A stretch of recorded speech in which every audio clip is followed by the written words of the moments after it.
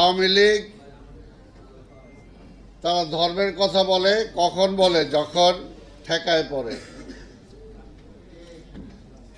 মূলত আওয়ামী লীগ ধর্মনিরপেক্ষতার কথা বললেও তারা ধর্মহীনতায় বিশ্বাস করে। কোনো ধর্মেই তাদের বিশ্বাস নাই। এই আওয়ামী লীগের আমলে যেমনি মসজিদের অপমান তারা করেছে, তেমনি প্যাগোডার, তেমনি মন্দিরের সব জায়গায় অপমান তারা করেছে। তারা শুধুমাত্র ক্ষমতার জন্য এমন কোনো কাজ নাই যে তারা করে নাই, এমন কোনো কাজ নাই। তাই আজকের দেশটাকে তারা রসাতলের দিকে ঠেলে দিয়েছে।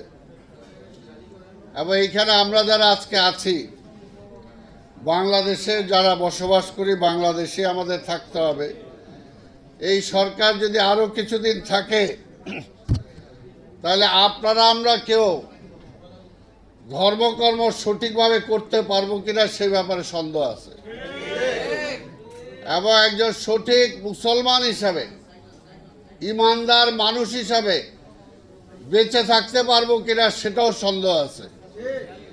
কারণ সমস্ত জায়গায় আজকে দুর্নীতি, সমস্ত জায়গায় দুর্নীতি, ঘুষ, উপঢৌকন ছাড়া কোনো কিছু হয় না। আর বর্তমান অর্থনৈতিক অবস্থা এমন পর্যায়ে নিয়ে ঠেকিয়েছে,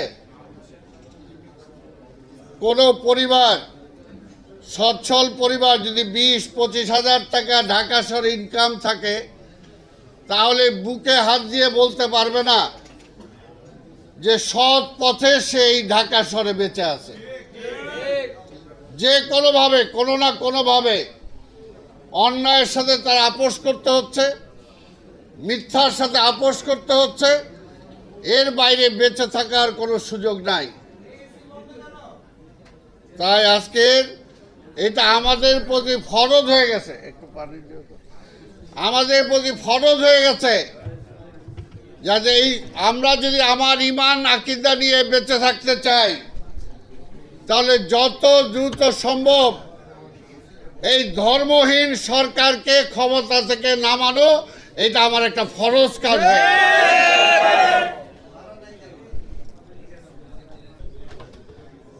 জিয়া রহমানের যে অবদান এই দেশের জন্য, এই অবদানের ধারে কাছেও এখন পর্যন্ত আওয়ামী লীগ আসতে পারে নাই। যেমনি মুক্তিযুদ্ধে তার অবদান, মুক্তিযুদ্ধের পরে এই দেশটাকে গড়ে তোলার তার অবদান, এবং এই দেশের মানুষকে খাইয়ে পরিয়ে শিক্ষার যে ব্যবস্থা, সেদিকে যে অবদান, কোনো দিক দিয়েই জিয়া রহমানকে খাটো করা যাবে না। আজকে শিক্ষার কথাই যদি বলি, আজকে এখানে আপনারা যারা আছেন, হলো ভণ্ড, নির্লজ্জ, বেহায়া, লজ্জা শরম নাই। আজকে কথায় কথায় যখনই দেশ চালাইতে পারে না, তখনই বলে তারেকরে আনতেছি। আর এবার তারেকরে কি করছো? তারেক কি করছে? নিজে যে দেশ চালাইতে পারে না, হাজার হাজার কোটি টাকা লুটপাট হয়ে যেতেছে, ব্যাংকগুলো খালি হয়ে যেতেছে। এই পরশুদিনও দেখলাম ইসলামী ব্যাংকের বোল্টের থেকে সোনা চুরি হয়ে গেছে। চুরি হয়ে গেছে, কারা করছে? এটাও কইব তারেক, এইটাও বিএনপি। কয়েকদিন আগে ঝড় আইছিল, বলবেন এইটাও বিএনপি আনাইছে ঝড়। নিজেরা দেশ চালাইতে পারে না, পাশাপাশি এমন একটা অবস্থা হয়েছে যে আজকে দেশটাকে তারা একদম বানায় দিছে, জাহান্নাম বানায় দিছে। তো এই জাহান্নামের থেকে বাঁচতে হলে এই যে আপনারা যারা আছেন, আমি জানি আমার চেয়ে ভালো বক্তা আপনারা সবাই, আপনারা ওয়াজ করেন, বিভিন্ন মসজিদে যান, বিভিন্ন কিছুতে যান, আপনার ধর্মীয় বয়ান করেন, এবং যে কারণে ওয়াজের উপরেও আজকে সরকারের বিধিনিষেধ আছে। কিন্তু তারপরে বলবো আপনারা প্রত্যেকটা এলাকায় আজকে ওয়াজের নামে জনগণকে সত্যিকার দেশের অবস্থাটা তুলে ধরতে হবে, সাহস করে বলতে হবে, ইমানি দায়িত্বটা পালন করতে হবে। এটা শুধু একা মির্জা ফখরুল ইসলাম আলমগীরের দায়িত্ব না, এটা শুধু একা তারেক রহমানের দায়িত্ব না, বেগম খালেদা জিয়ার দায়িত্ব না, এটা আপনার আমার সবার। আজকে দেশটাকে ধ্বংস করে দিতেছে, আজকে এই দেশটাকে আজকে প্রতিবেশী রাষ্ট্রের একটা অঙ্গরাজ্য পরিণত মতো অবস্থা আজকে নিয়ে চলে গেছে। কোথায় স্বাধীনতা আছে আমাদের? কোথায় স্বাধীনতা আছে? তাই আজকে বলবো, কেউ কিন্তু আল্লাহর তরফ থেকে মায় ঠিকই আছে। কাজে আমার এখানে নির্বাচন আমি কিভাবে করব সেটা আমি ঠিক করব, এটাকে ভালো ঠিক করে দিবে? তারা ঠিক করে দেয় কে ক্ষমতায় আসবে, কে ক্ষমতায় আসবে না।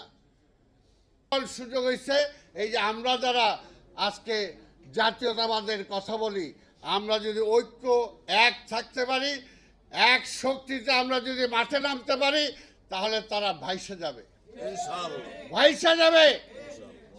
আজকে আমরা ইসলামের কথা বলি, আজকে মধ্যপ্রাচ্য দেখেন, মধ্যপ্রাচ্যের প্রত্যেকটা ইসলামিক দেশ যদি আজকে একজোট হয়ে ইসরায়েলের বিরুদ্ধে কথা বলে, ইসরায়েল টিকতে পারে সেখানে। ঠিক তেমনি আমাদের অবস্থাও তাই।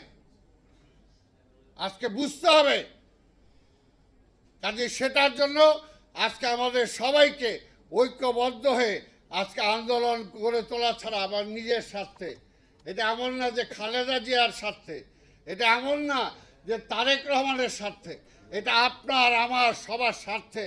আজকে ফরজ, যেটা আমি প্রথমে বলছি, এই হাসিনাকে ক্ষমতা থেকে নামানো। না